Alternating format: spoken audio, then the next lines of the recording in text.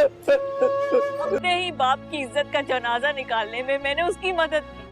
بہت ہی loose character ہے یہ. میں تمہیں اس طرح نہیں دیکھ سکتی.